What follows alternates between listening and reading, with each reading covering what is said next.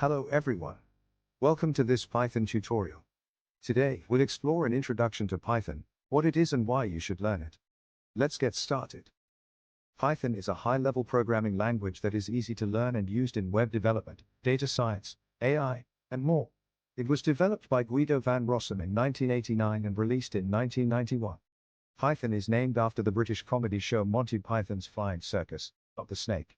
Python is used in web development. Platforms like YouTube and Instagram are built with Python. It's also used in data science for predicting trends in stocks, sales, and more.